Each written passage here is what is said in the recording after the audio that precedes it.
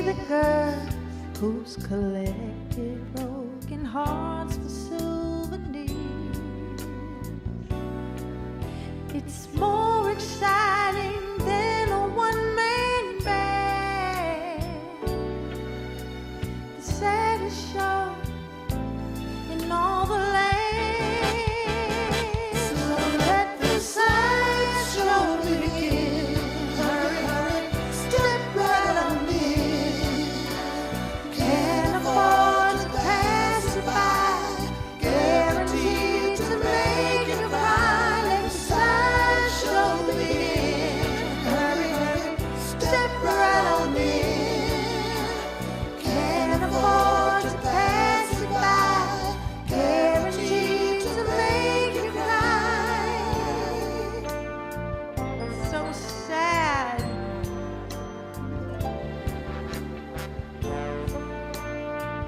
Boy. So let the sideshow begin. Hurry, hurry, step right on in. Can't afford to pass it by. Guaranteed to make you cry. Let the sideshow begin. Hurry, hurry, step right on in. Can't afford to pass it by. Guaranteed to make you cry. Let the sideshow begin. Step right on in. Can't afford to pass it by.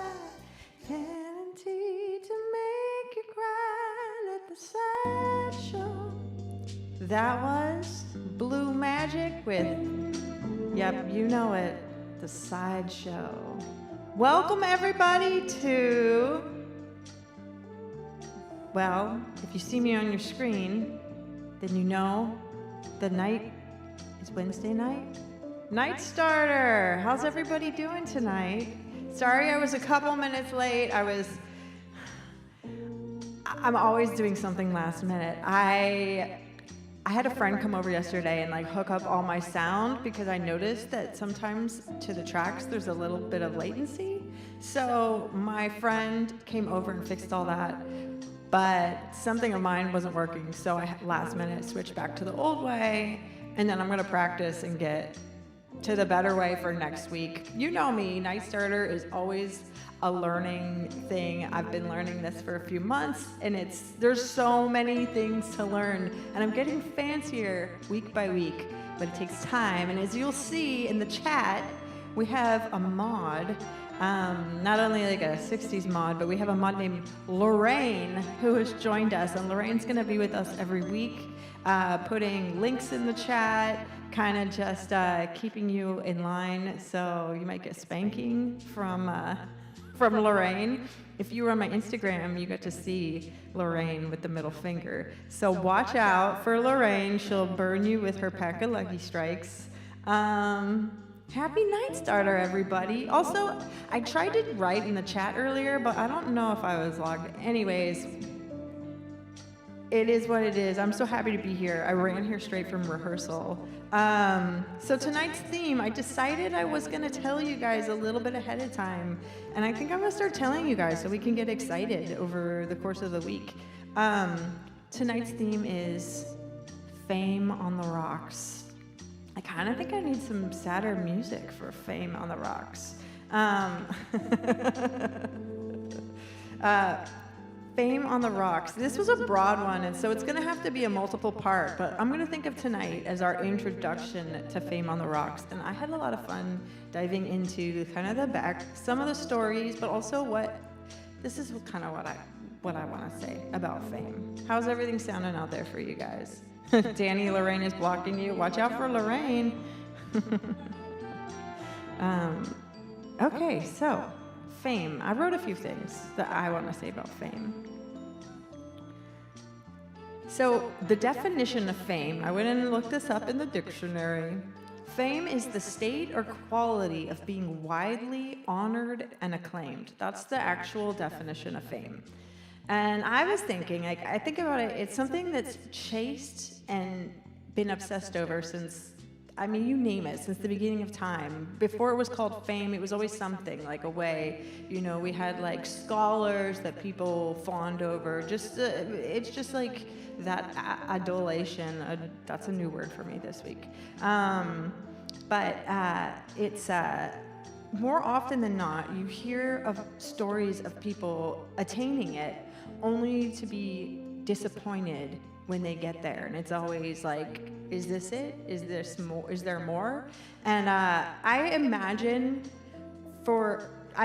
chasing fame to be kind of like, I was thinking of the Greek story of Sisyphus. And Sisyphus, like, wound up being condemned by the gods. I think Zeus condemned Sisyphus to, for all eternity, push a boulder up a hill.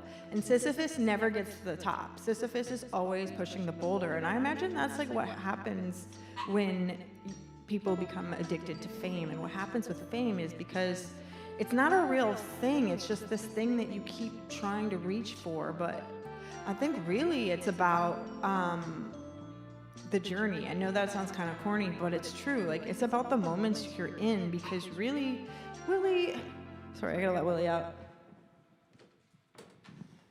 of the Night Starter den. Because really all you have is today, right? You only have this, like right now, we're sharing an hour together. There's the future and there's the past and then there's right now. So also I was thinking of like fame as the story, and I'll stop with my metaphors, but like King Midas, which is a super creepy story if you think about it. King Midas wished that everything he could touch would turn to gold. And he got his wish, but then he suddenly like couldn't touch the people he loved. He suddenly couldn't eat anymore because he would touch food and it would be gold, and you can't eat gold. And then like the gold was worthless to him.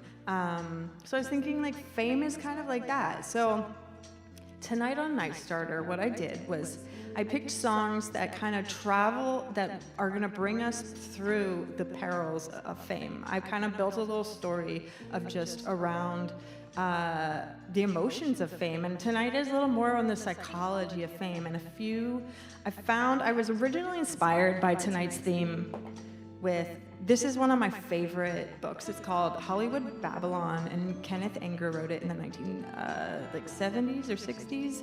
And he was a gossip columnist, but he was obsessed with like the bizarro world of Hollywood and just the downfall. And there's two parts to this book. There's a part two, and it's such a great book.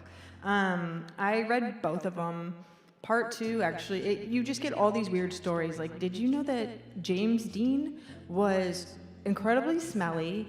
A lot of actresses did not want to do films with him because he smelled. And spoiler alert, James Dean had crabs. And I learned this through Kenneth Anger, Hollywood Babylon. It's way more factual than TikTok, I'm gonna have to say. So yeah, let's go. My next song tonight I wanna do is, this song was written on a one-day session at New York City's Electric Lady Studios. David Bowie and John Lennon. John Lennon was in town because him and Yoko Ono were kind of on the rocks for a minute. So they had a one-day session at Electric Lady Studios, and they wrote this song. They wrote the song Fame, and it started with, it was them and this guy, Carlos Alomar.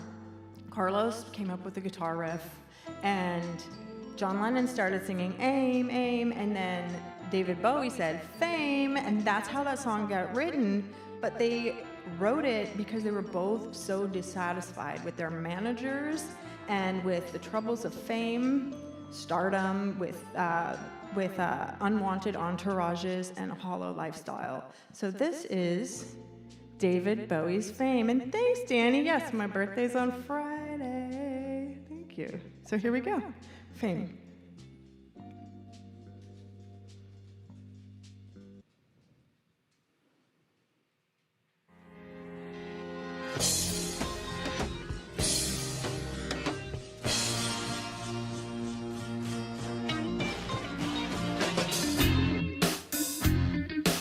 What a good tune. If you listen to this song, you can hear John Lennon's voice in the background too. Which I thought was cool. I listened to it on the train today. And at the gym.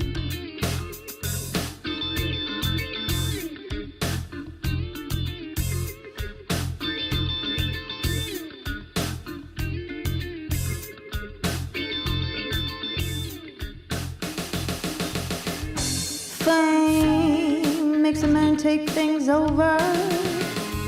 Fame lets him lose hard to swallow. Fame puts you there where things are hollow. Fame, it's not your brain. It's just the flame that burns to keep you insane. Fame.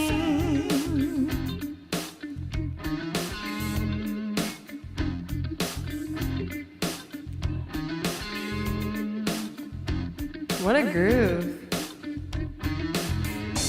Fame, what you like is in the limo.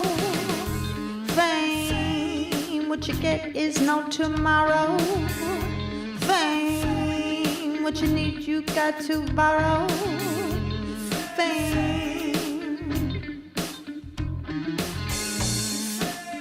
Now mine is his line to find a time to crime. Fame,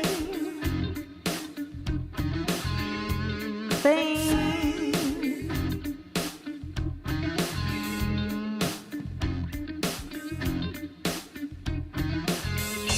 Is it any wonder I reject you first? Fame, fame, fame, fame. Is it any wonder you're cool to fool?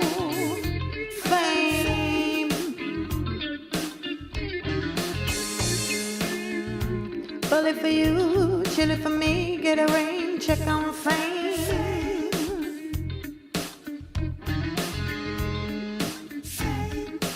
Fame, fame, fame, fame, fame.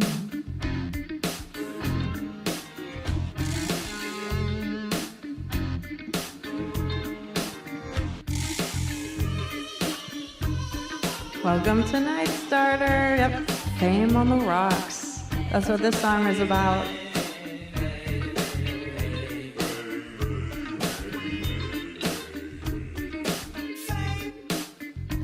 What's your name?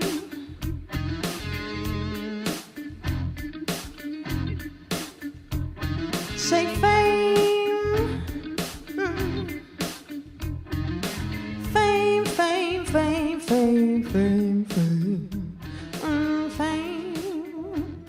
That was David Bowie, and now we know John Lennon was in there too with Fame. Good to see everybody. Happy Nite Starter. Yep, if you're new in the room, tonight's theme is Fame on the Rocks, and we are going on a musical journey through Fame on the Rocks. With that, have our first commercial. Friends on Twitch, I'm sorry that I heard you guys are getting some pretty ruthless, real commercials. I mean, these commercials I play are real too, but these are the commercials you need. This is a juicy one for you. I'll see you after this break, and we've got some talking to do about Fame. See you after this. In this economy, who can afford an expensive haircut or a four-year degree? Salt Lake Community College, barbering and cosmetology school, an unlicensed salon. Let me give you a haircut. I really need the practice.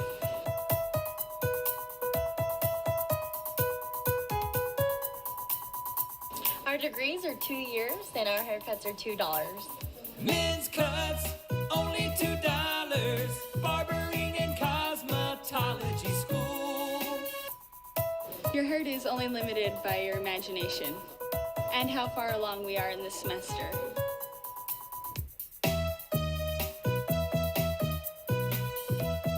May I cut your hair? I won't mess up, and even if I do, it's only $2. Barbering and cosmetology school. Let me shave your face.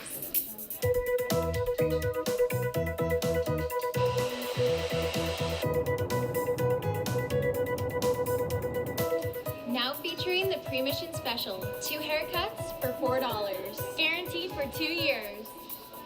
Salt Lake Community College, Barbering and Cosmetology School, an unlicensed salon. Let us cut your hair.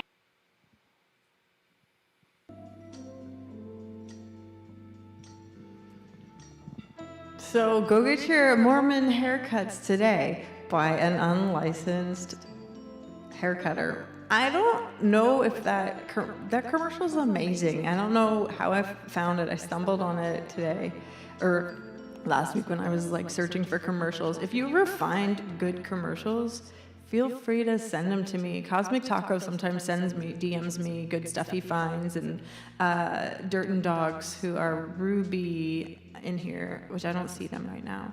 I'm seeing everybody in the chat. Bowie Aguilar in the chat over on YouTube. He won the raffle last week, and I'm going to be doing so many more raffles. So Nite Starter is I'm only going to be telling you guys more secrets and giving away more stuff as time goes on. Yeah, I see my dad just walked in the stream. Milton's here. What's up, Milton? Cinematic. Everybody's coming in the stream. What's up to my YouTube and my Twitch friends? Eric, Felix Moonrocks, Rats Chuco. So good to see you guys. So happy Nite Starter Wednesday. We were talking about fame on the rocks. Rats Chuco, yes, there was a raffle. I did some collage prints. And I made a limited, and I did one free one for a Nite Starter raffle. I'll be doing plenty more of that, though. There's still a few left. I sold a bunch of them, but I think there's definitely less than 10 on my website, which Lorraine will put in the link if you still want to get one of those. Yeah, there's a few left, and then I'm not going to do any more of that collage. So here we are, Nite Starter. The theme is fame on the rocks. And with that, I want to take us on a trip to the Sunset Strip. The Sunset Strip is a 1.5 mile stretch of Sunset Boulevard in West Hollywood. It's seen so many phases. So I want to just talk about Sunset Strip because a lot of stuff has happened on the Sunset Strip. It was an unincorporated section of LA in the 1920s, so gambling was legal here. So with that, it became a hotbed for mobsters and speakeasies. And then in the 40s and the 50s, the area gave way to a whole bunch of hangouts for movie stars. There was nightclubs. There was special restaurants. There was also Schwab's Pharmacy was a big popular spot over there. And it just became this place. That's where they did all the movie premieres and stuff. And then in the 60s, it became a hotbed for counterculture. And there was like the curfew hippie riots, which was the big riot that went down in the 60s with the hippies. And then in the 70s, a lot of different musicians started moving into the area.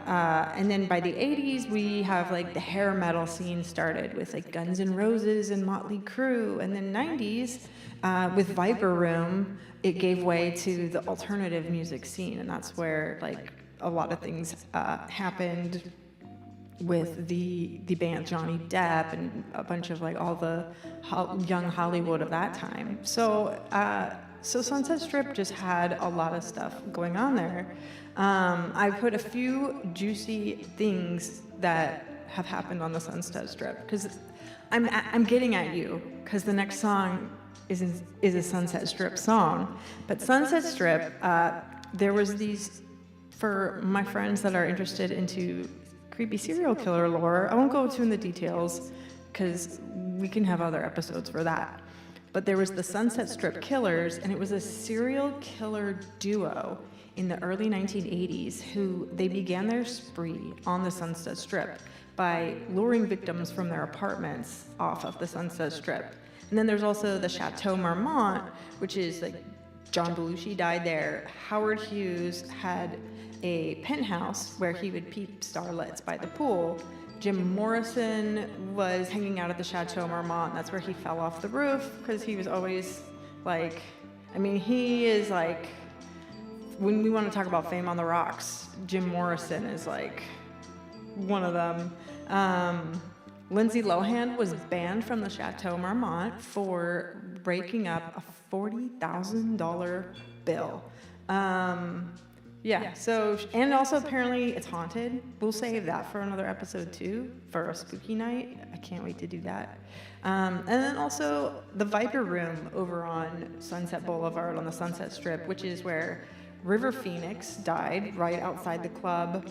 Michael Hutchence from In Excess, that was his last show before he passed away, was at the Viper Room. And then Courtney Love had an overdose there. I played at the Viper Room. Knock on wood, I haven't gotten into any trouble there, but apparently now they're about to knock down the Viper Room and they're gonna build a new one that's part of a new high-rise and, you know, all that stuff. But with that brings us to our next song that is very much inspired by the Sunset Strip and Fame on the Rocks. This next song is,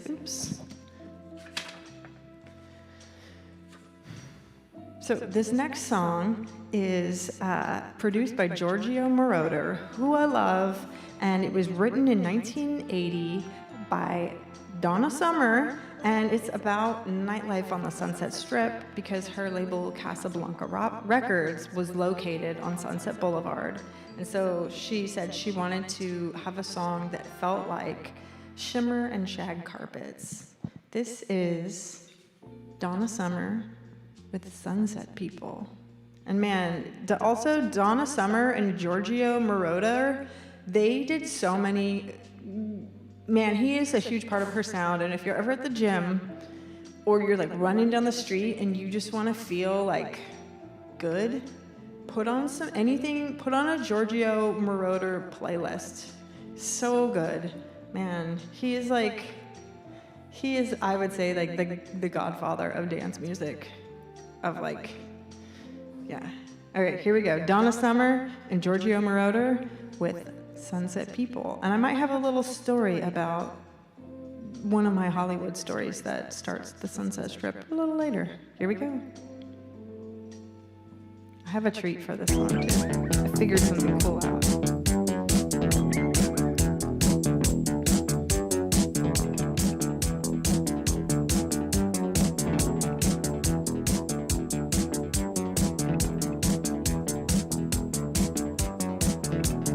Can you hear that, Giorgio?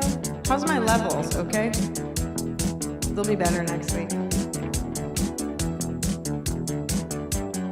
Late night lights, LAX, limousines, and you're upset on Sunset. On Sunset. Riot House, a penthouse suite, streets alive below your feet. On Sunset, on Sunset. Rainbow girl, windscreen man, sporting every style they can. On Sunset, on Sunset. Rock and roll every night underneath the neon signs. On Sunset, on Sunset. Sunset people. Sunset people. Sunset people. Sunset people.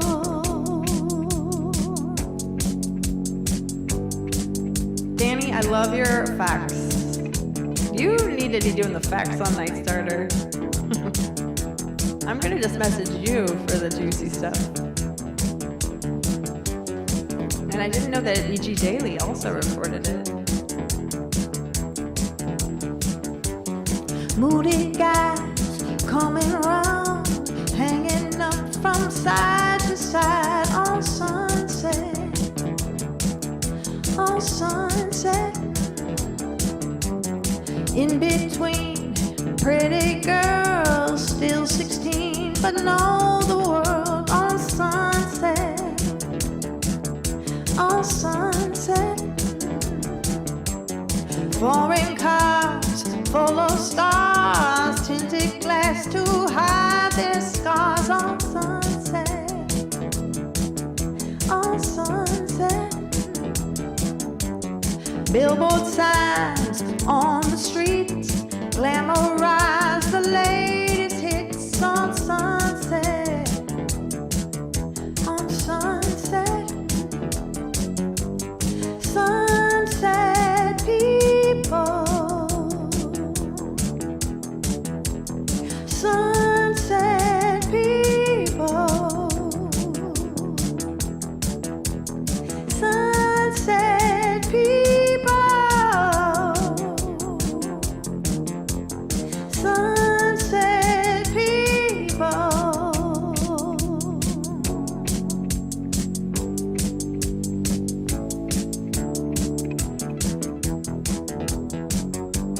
Sunset people. Sunset people.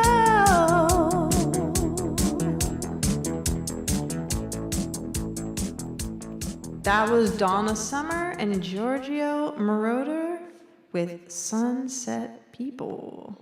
And yeah, that was the Sunset Strip. And I did say I had a story about the Sunset Strip. Maybe I'll tell you that really quick, and then we'll go to our break before what comes next. Also, I saw, thank you so much, Wiki Dawn, for the super chat. And I do see some questions about I see, Felix, you have a question about YouTube and super chats. YouTube does take a percentage, but it's not that. I fixed mine, so it's not a huge percentage.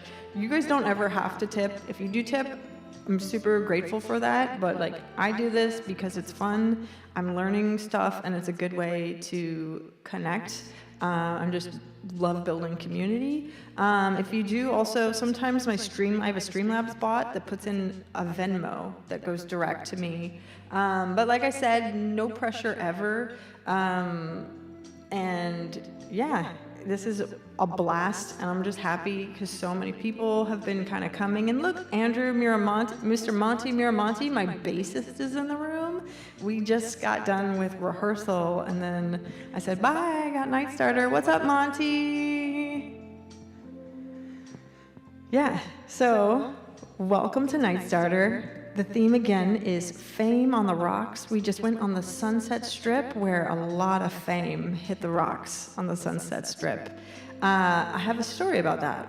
So a little movie star, pre-movie star, there was a lady in the 1930s named Lana Turner, and she lived over in Hollywood, and she was hanging out on the Sunset Strip one day, and she was on the corner at a malt shop, and she was discovered right on Sunset Strip, and she became a huge movie star. In the 50s, her career was at its height. And remember I said that the mob, there was like always an underbelly of Los Angeles, Hollywood mobsters on the Sunset Strip. So she's been in a few different marriages. She has a teenage daughter who I think is like 12 or 13. I'm not actually, couldn't tell you exactly her age on here. But anyways, she gets involved with this mobster, and she married, I don't know if she marries him, she's been with him. His name is Johnny Stompanato. She gets hooked up with him, and he is a total horrible creep. Anyways, she's in and out of fights with him. He was like blackmailing her, all kinds of stuff.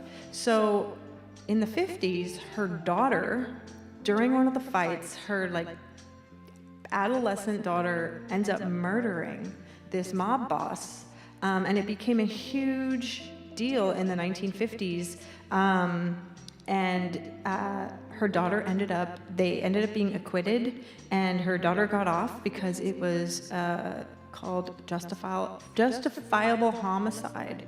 So that was just one interesting story. Like, if you know who Lana Turner is, and actually the singer Lana Del Rey, that's where she got her name.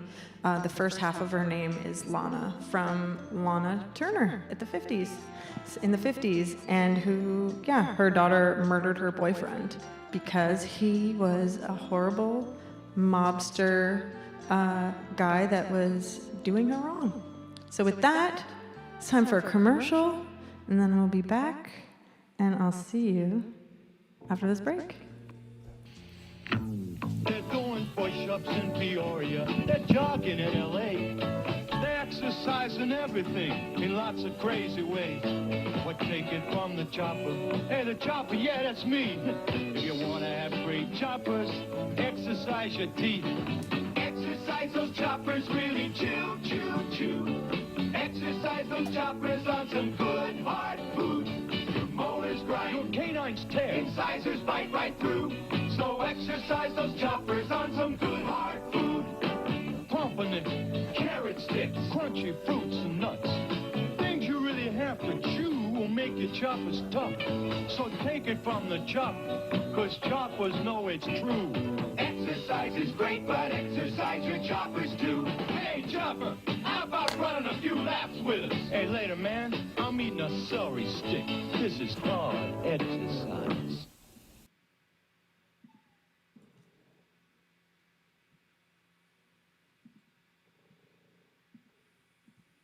I'm Charlie the Gnome, and these are my hobbies.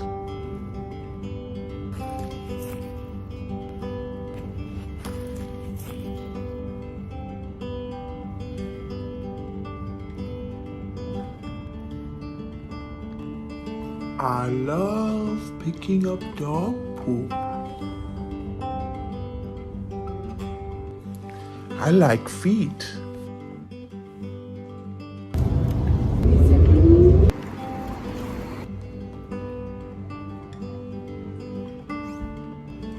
Hanging out with my friends. Sunbathing with some nice snacky. Haunted houses. And relaxing.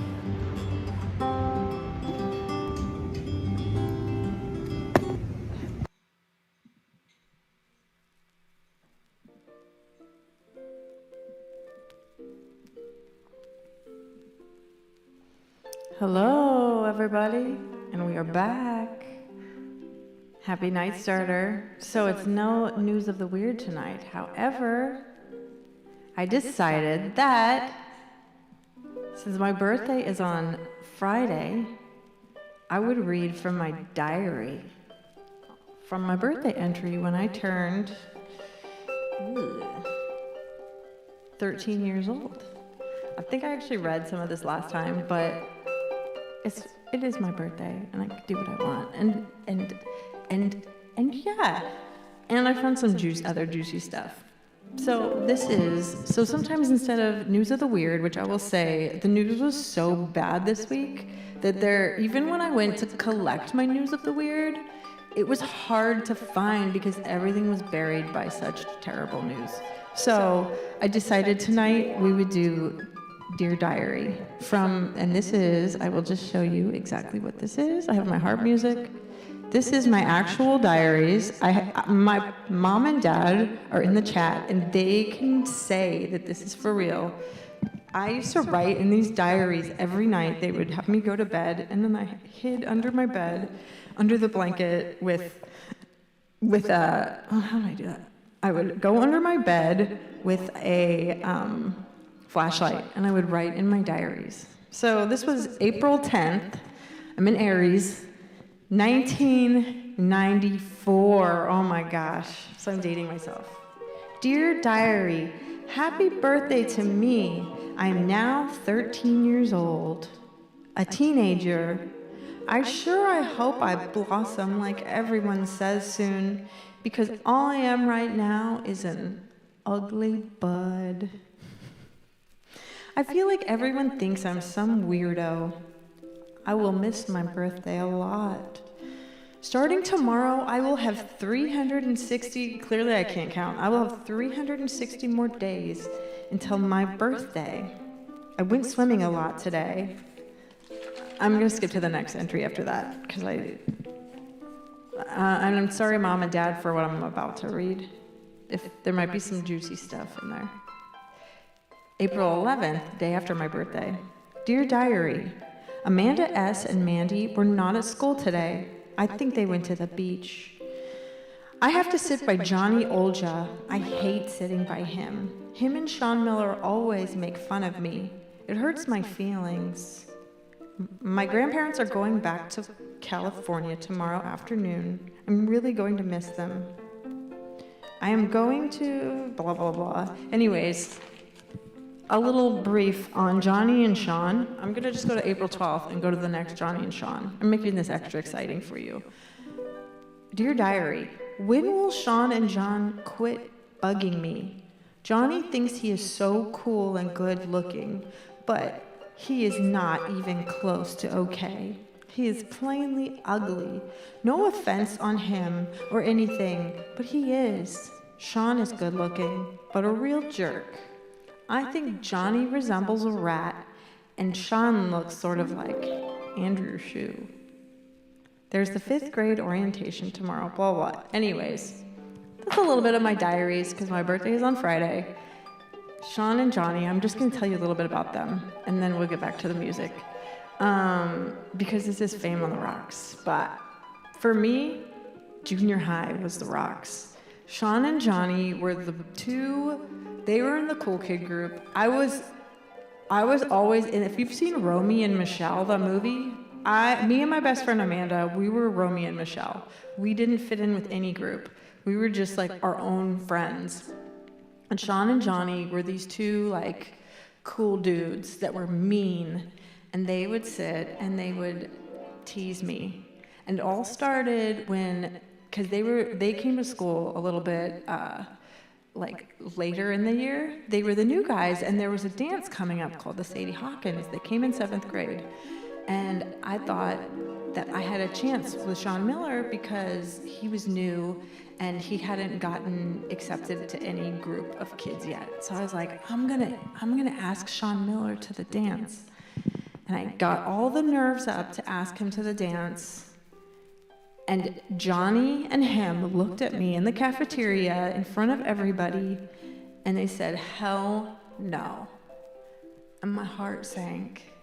And then after that, it wasn't like they just left me alone, and it wasn't like he said hell no and I got over it. Instead, it was hell no, and then they made fun of me for like 2 more years after that. And this stuff sticks with me. Like, I remember it was awful.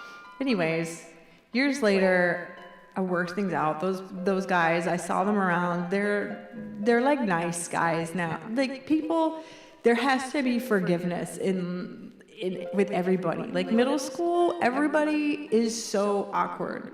Like, in middle school, you're figuring out yourself. So some people don't know how to deal with that and are mean to people. And some people have people be mean to them. When you get older, it's important to track those people down and say you're sorry, because it goes a long ways. Anyways, all right, another commercial. Thank you for reading my diary with me. So good to see you guys in here. Lorraine, Danny, Wiki, Dawn, that's my dad, human being, Mr. Mendo. Okay, we get some more songs. So I'll be right back after this. This is a good commercial, you guys. You're gonna like this one. Enjoy. An iPod, iPhone, or digital video player, then you need TV Hat. Private, portable, and hands-free. TV Hat provides a motion picture experience absolutely anywhere. So how does this thing work? All right, so first off, put these earbuds in. Okay. All right, and I'm going to take this player and slip it right in the pouch at the front of the bill. And you put on TV Hat. And then last, you slide down the custom lens. Oh, wow. Right? This is so cool. It's a great product. Man, I don't know. It looks kind of weird. This is awesome. Man, let me try it. No, get your own. My kids would love this. My husband would love this. Try the product the Wall Street Journal said stood out among its peers at the Consumer Electronics Show. The custom magnification lens provides a big screen experience straight from your own iPod, iPhone, or digital video player. Getting through a long commute? You need TV Hat. Stuck in an airport? Time flies with TV Hat. Watch what you want on your lunch break, only with TV Hat. Want to watch the game while the kids watch cartoons? You need TV Hat. The unique shades eliminate glare on your screen and ensure a private viewing experience all your own. Order your own TV hat or visor in red, white, blue, khaki, or camo. TV Hat is the perfect exercise companion. TV Hat is durable and portable, great for taking on the road. And when used with your iPod or iPhone, TV Hat is an exciting virtual reality gaming experience. Private, portable, and hands-free, TV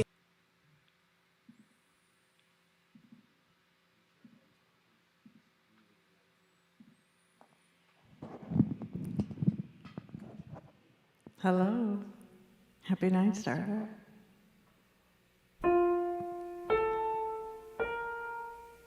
I remember when I was a little girl, our house caught on fire.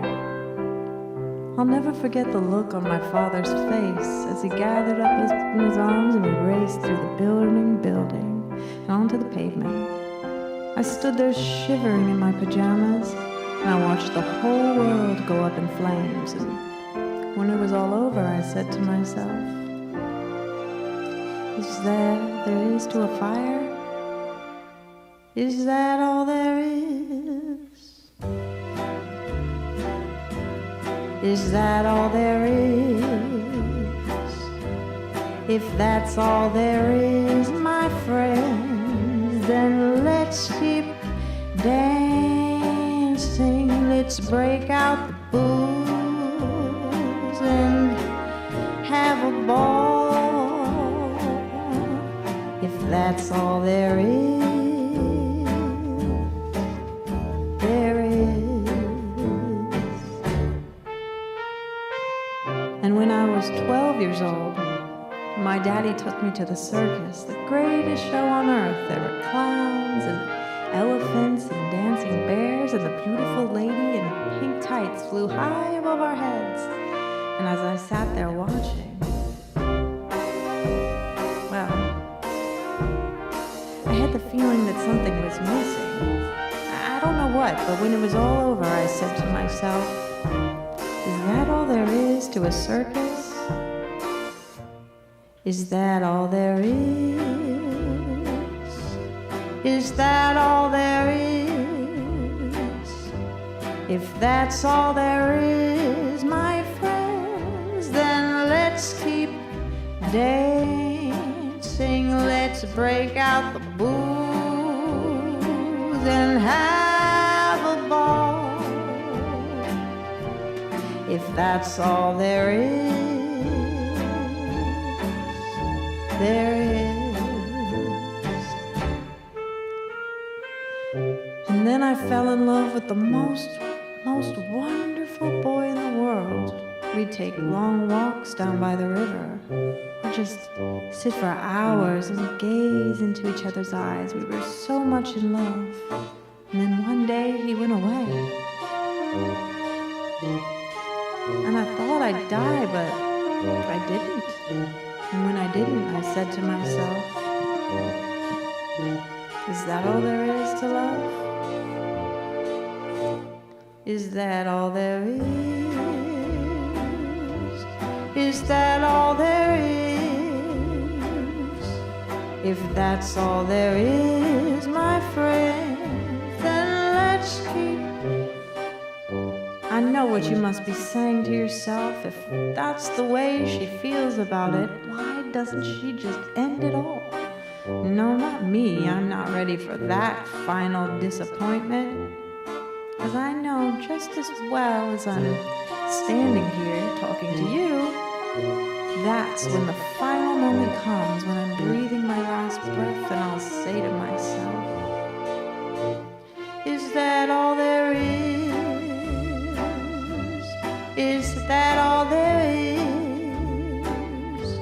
If that's all there is, my friend, then let's keep dancing. Let's break out the booze and have a ball. If that's all there is, that's all there is.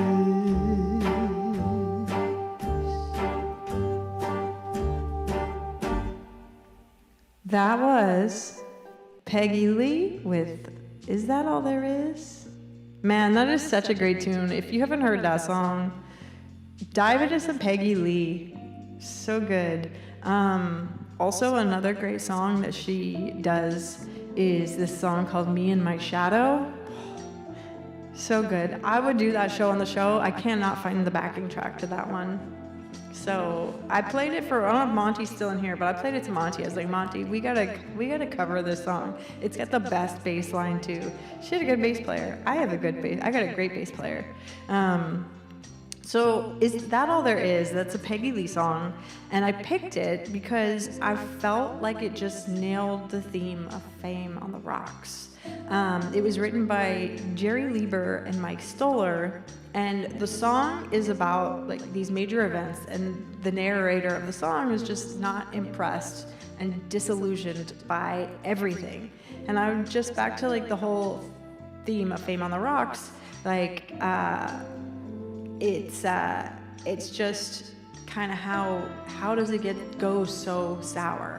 And it's back to like Sisyphus pushing the boulder up the edge. And I also later, my last bit of facts tonight, I found some really interesting psychology on fame and addiction to fame.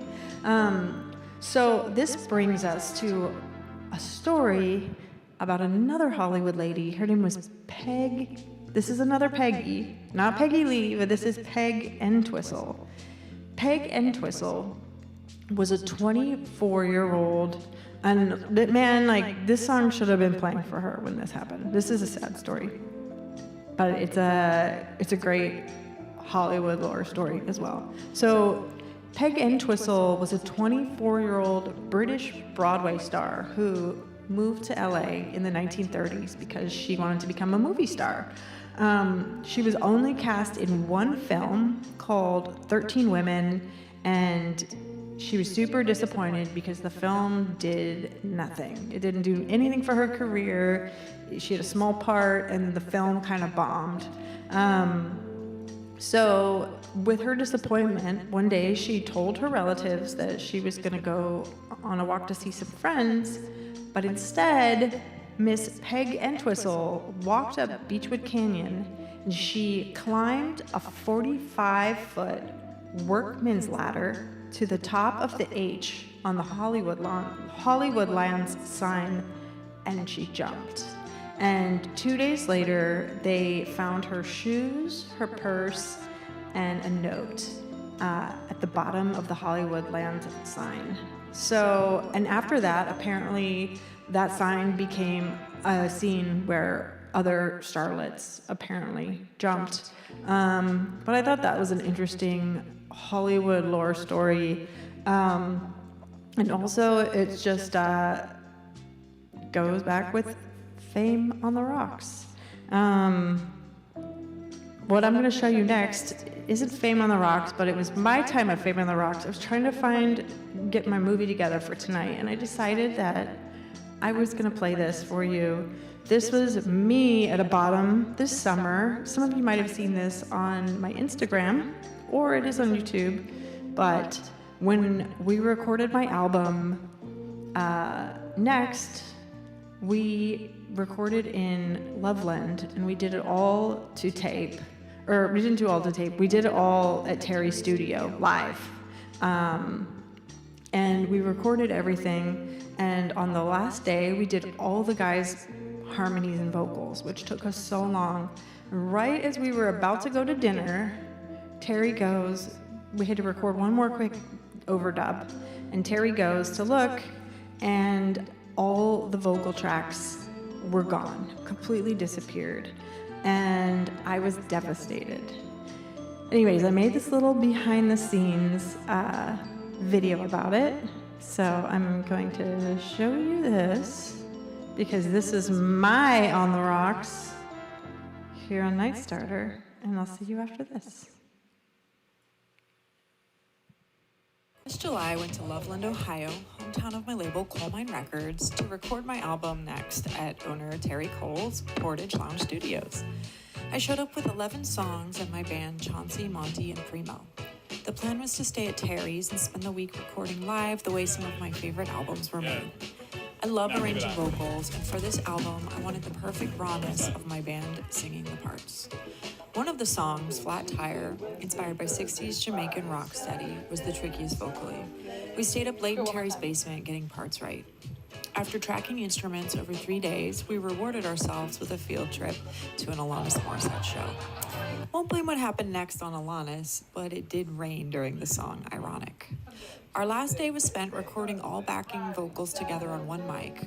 With flaws welcomed, sparks flew. We wrapped the session, and as we're leaving for a celebratory dinner, Terry opened up a song file to discover all the vocals had vanished. The harmonies we worked hard on and were so proud of, gone. I cried lots that evening. Dinner happened, but it was heavy.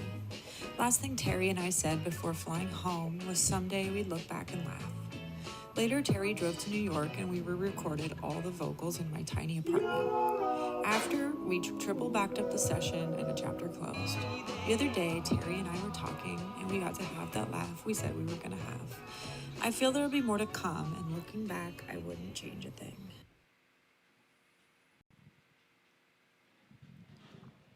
Wasn't that a sad story? I thought that this next song goes really well with that. Time on my hands since you've been away, boy. I ain't got no plans, no, no, no, no. And the sound of the rain against my window pane is slowly, slowly driving me insane. I'm going down, I'm going down. Just you and around, baby. My whole world's upside down. Sleep don't come easy, boy, please believe me. Since you've been gone, everything's going wrong. Why'd you have to say goodbye? Look what you've done to me. I can't stop these tears from falling from my eyes. Oh, I'm going down, I'm going down. 'Cause you ain't around, baby. My whole world's upside down. I'm going down. I've been going down.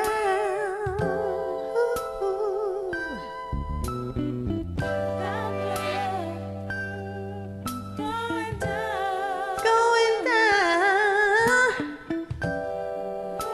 I'm going down. I'm going down. Yeah. I'm going down. 'Cause you ain't around, my baby. My whole world's upside down. I'm going down. I've been going down.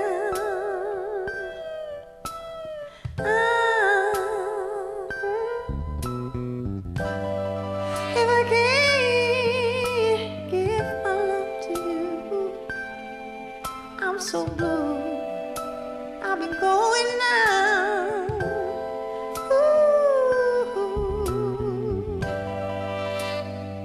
I've been going down. I was going down when I lost those vocals to Flat Tire. I was going down, 'cause baby, I'm so sorry. I'll be going down. It was a real drag. Going down. I'll be going down. 'Cause you ain't around. That was Rose Royce, and yes, Mary J. Blige covered that with Going Down. That song, that didn't have anything to do with somebody's fame on the rocks, but it was with me on the rocks, and it goes with my story. So what we've done so far, the list of songs, we started with Sideshow by Blue Magic, then we went into Fame with David Bowie and John Lennon being pretty upset about what they were dealing. I mean, they were dealing with fame at an insane level. And then Donna Summer talking about Sunset Strip.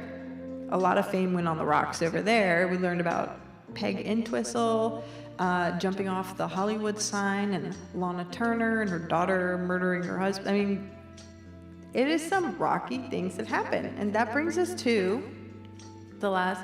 Oh, thank you, human being. Thanks for the happy birthday. Thank you for always coming on the show, and I really appreciate that. So the last little segment I want to talk about, because I, of course, went over. I started a little late too, but I did go over. But this is some juicy stuff. So I told you, I went into a little bit of the psychology of fame, and this was some really interesting stuff I found. So there are 4 phases, 4 psychological phases to fame. And it starts with the love-hate phase. And so that's like the ego stroking, and they're also like less privacy and the pain of like being scrutinized all the time, and like you love it and you hate it because it's like, wow, everybody is nice to me and everybody knows who I am, but ooh, I can't like eat in a restaurant and be bugged, you know? So that's phase 1. Phase 2 is the addiction phase. So that's when public validation becomes addictive. Just like anything, like fame is an addictive thing, and then you're just suddenly needing more and more of the public validation and other things. And then third phase is the acceptance phase. So that's when a famous person, they begin to just accept the intrusiveness of it. They accept the loss of normalcy and mistrusting others. It's just like, well, I just can't trust my manager. I just can't trust my friends. Everybody wants something, but fuck it, it is what it is. And then the fourth phase of psychological phases of fame is this was interesting, the adaptation phase. And that's when a celebrity has to develop duality, like 2 sides to themselves. So they have like their personal, like they create like a character of themselves. So maybe like think of like Leonardo DiCaprio. There's the Leonardo DiCaprio that we see on the red carpets and that we see promoting his movies, but you don't see anything personal. He keeps all that. He has a whole other side. Like, can you really say that you know? Like, I don't know anything about Leonardo DiCaprio's actual personality. I just know this facade, like who he puts in front of the screen. And one celebrity said, and when I was doing all this research, I found this like old, it's like a doctor's paper, and they didn't name who the celebrities were that said this, but one celebrity in this paper said, fame defines you to a certain degree. It puffs you up or shrinks you down. And it's described as fame. The psychology of fame is described as leaving the person feeling lonely, insecure, a bubble over you, living in a fishbowl. Your family space is violated, yet the allure of wealth, access, preferential treatment, and membership to an exclusive club keeps the famous person stuck in a perpetual need to keep their fame machine going. And like any type of like addiction, when you're addicted to something, it stops working. So this cycle of like the needing fame, like that stops working, and that's where you get all the fame on the rocks. That's where you start seeing things go really bad because you can't keep up with it. Like you can't. And these are the last two quotes I really love. Andy Warhol predicted that everyone in the future would have 15 minutes of fame. He nailed that. Look at where we are today. I mean, look at like how much, like with what's blown up with TikTok. And then John Waters, I love John Waters, by the way. I love him so much, but John Waters says he believes that being famous is everyone's unspoken desire. So I like those two quotes. And my last thing I wanted to say before we go to tie up the loose ends of the night, I just want to say, so when I started to go deeper into the theme of Fame on the Rocks, I realized that it's so broad. There's so many artists and stories to dive into. There's Judy Garland, who was raised in the industry and pumped uppers and downers by her family and executives to regulate and become a workhorse. There's Jim Morrison. I'm actually reading a book about him right now, and he fed off of pushing people's buttons and seeing how far he could go, how far he could like push people, and also he was like really intrigued by control of people, and just through just pushing his music. Also, there was stories of Jimi Hendrix, Sid and Nancy, R. Kelly. Like that's some fame on the rocks. Amy Winehouse, like stories that go on and on. So it's gonna have to be like a multiple part series. But I thought tonight was a great way to like kick it off and start. Oh, hi Brandon, thank you. Well, hopefully Brandon, this is all the research I did on the psychology of fame is really good, good training. But yeah, so I realized that this topic can go so many ways. So yeah, I plan on multiple parts and consider this part one of many. I can't wait though to do a night based on, like, we could do a night based on Jim, like The Doors, Amy Winehouse, Judy Garland. But I was happy to start it with the stories of tonight. So with that, I decided, originally I had one rainbow song to end with, but since it's 10:10 and it's about that time, I'm gonna end with, I think a Judy Garland song is the way to go. Yeah, I'm happy. Oh, I do see a couple questions. The real question, how often does Kendra, Bowie Aguilar on YouTube said, how often does Kendra get recognized in public?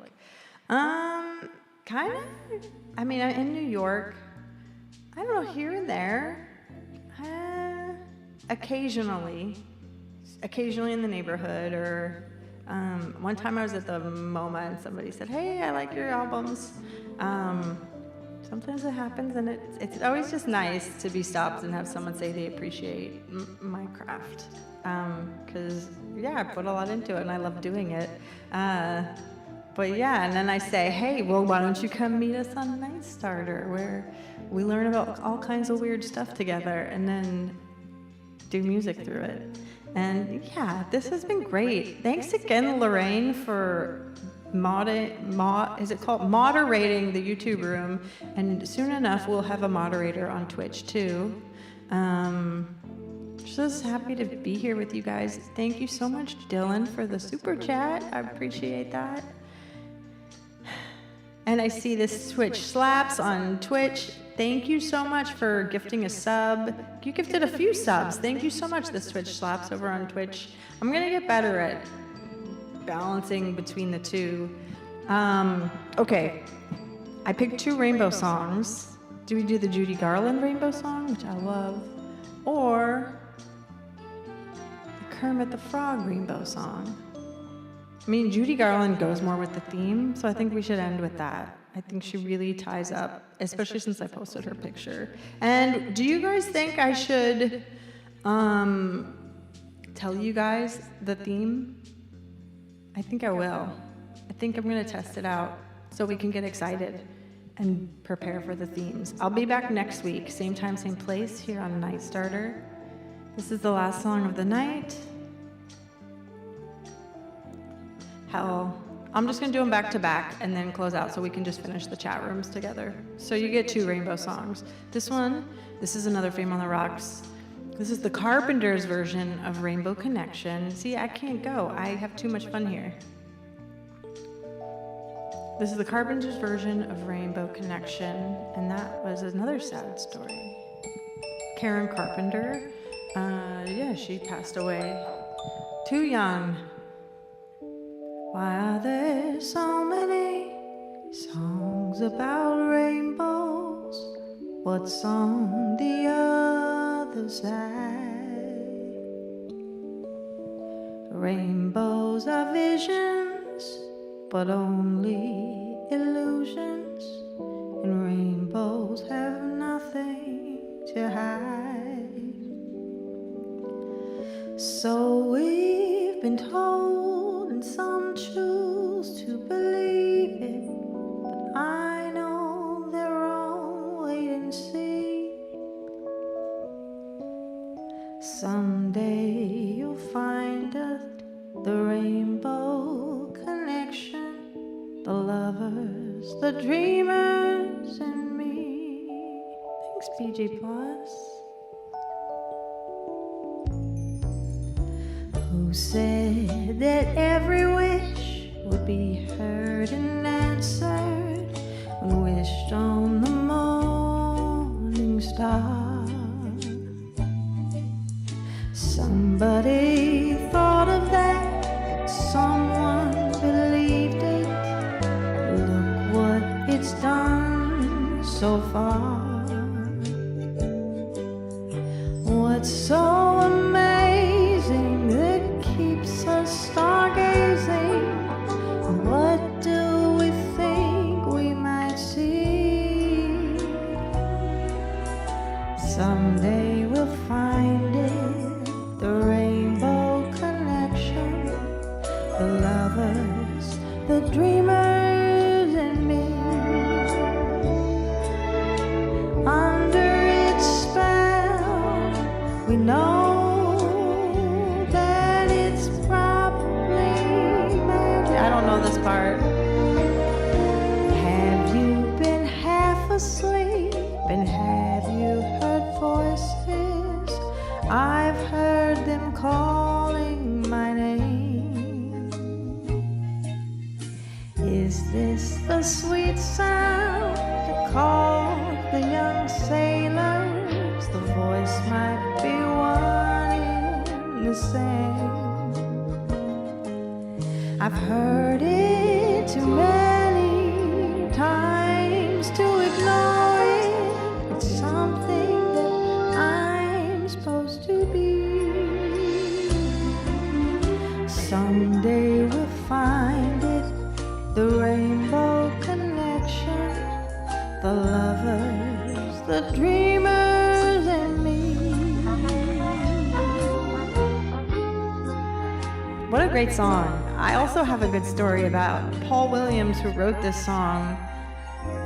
He's in a bunch of cool movies too, but he's an incredible songwriter. I'm talking over the outro, but I got to meet him. Speaking of Fame on the Rocks, he is doing wonderful, doing great. I think he's in his 70s now. He speaks, and he is the head of ASCAP. So he did not let the fame take him away. He kept blessing us with music and movies.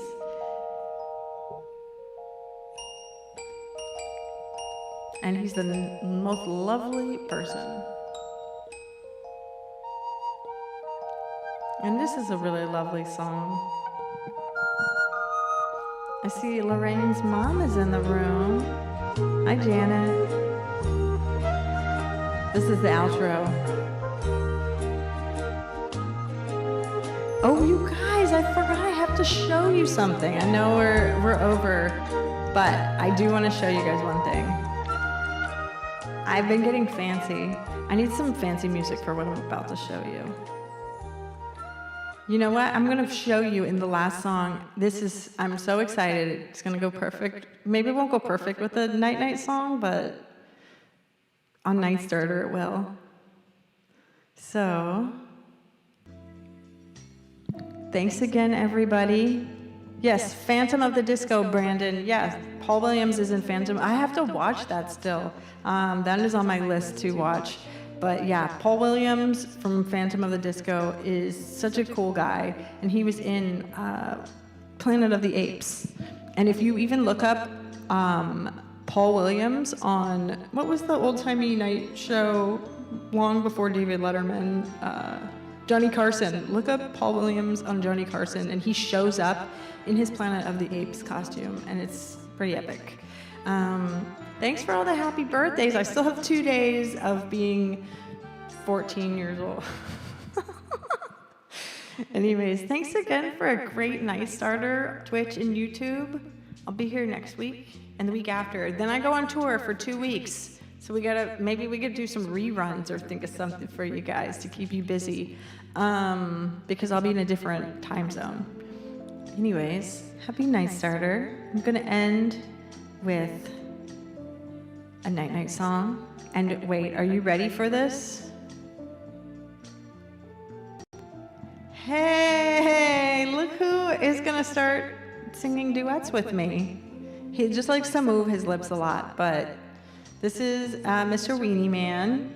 You have seen him sing in videos before, and now he is here with us in the room.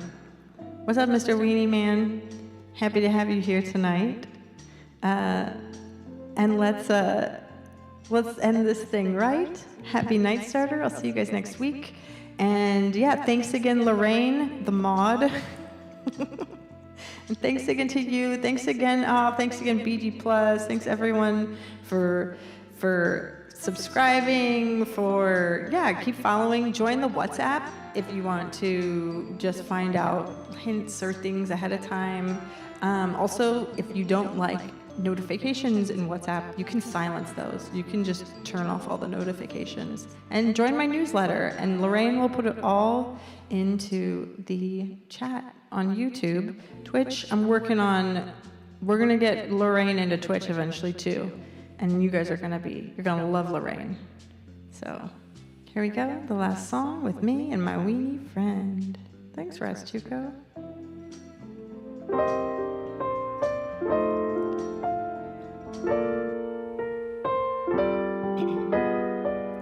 I sang at a rest home on Sunday, and they loved this song. Somewhere over the rainbow, way up high, there's a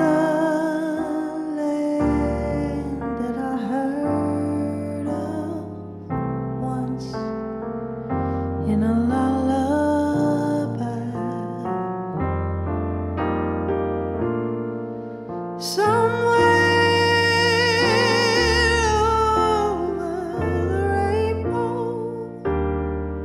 skies are blue, and the dreams that you dare really do come true. Someday I'll wish upon a star and wake up where the clouds are far behind me.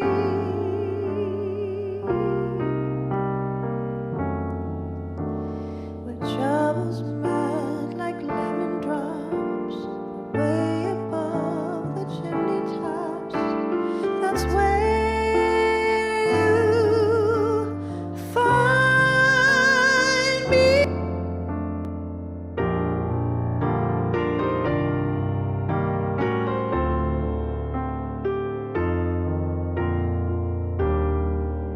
Skies are so blue. It was that note. Birds fly over the rainbow. Why, then why can't I? Someday I'll wish upon a star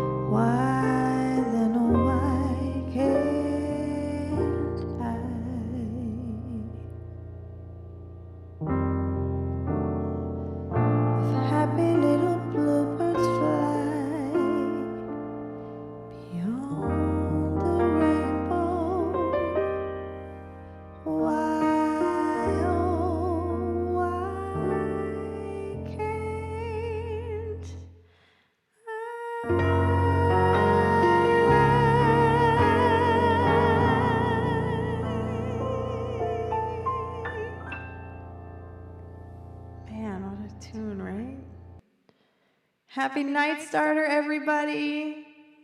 Me and Weenie Man. Have a great night. I'm going to see you guys next week. I'll wrap it up with throwing in one of my weird little video. And thank you again. I'm going to go eat my dinner.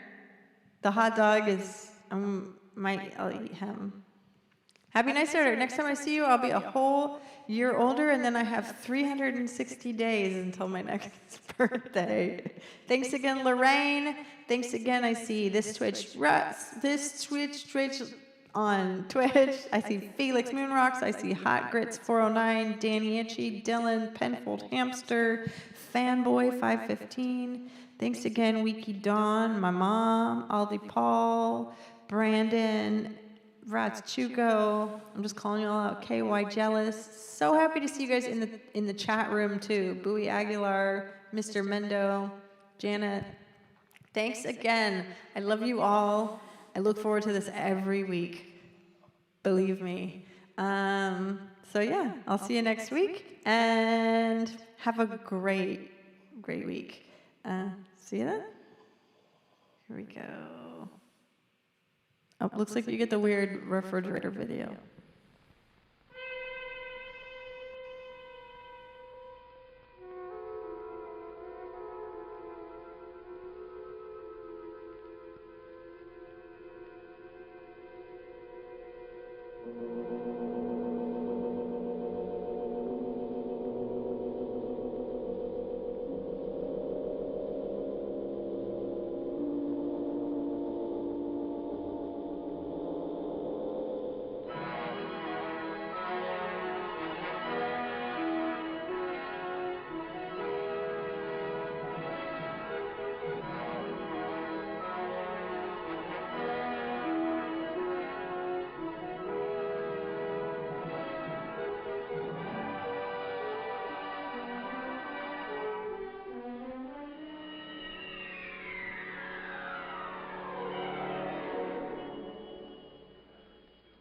Welcome to the world of tomorrow.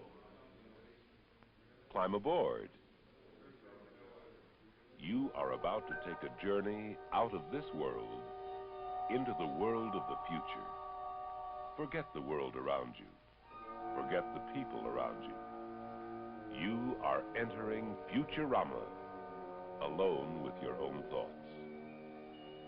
Have you ever wondered where we will find the food, clothing, and shelter we will need to sustain the world's exploding population in the years ahead? In the timeless distances of outer space? Perhaps. The technology of today is already helping us penetrate the silent darkness of space. Man himself has taken the first tiny step into this vast unknown, and we can only imagine what resources will soon be brought back to Earth by these early pioneers. But what about our own Earth? Are there not still resources here to meet the needs of the world tomorrow? What about that great unexplored continent at the bottom of our Earth, larger than the United States and Europe combined? Already, Antarctica has become a great scientific laboratory for men of all nations to discover great new land areas rich with natural resources. Antarctica is but one area of great promise for the future. What about the others? What about the sea? We have long sailed its surface and fished its depths, but at the very bottom is a land of undreamed of abundance, with enough food to feed the Earth's population 7 times over. There are rich ores and minerals carried by submarine trains to process stations on the coast. There is the water itself, to be drained from the sea and made fresh as rain, to turn desert lands into fertile lands. There will even be new areas for living and working, a whole new dimension of life for people of the future. Now, consider the thick, lush lands of the equator. Here, nature flourishes in its greatest abundance. technology has finally led the way into the wild profusion of the jungle world. One day, this land will be transformed into land for farms and pastures for cattle. From the abundance of equatorial jungles to the barrenness of great mountain ranges, the future offers great promise. Once barriers to man's progress, the mountains will soon be traversed by multiple highways that will soar over canyons and cut through towering walls of granite. They will carry a life stream of minerals and other natural resources to the thriving industries of tomorrow. Highways, too, will open up the great expanses of desert lands, one day to be made fertile again by waters pumped from sea and river, from dam and mountain stream. The highways from great new centers of agriculture and industry will lead inevitably to the metropolis of tomorrow. Access will be easy to the heart of the city, the core. In and around great cities like this will live many of the people of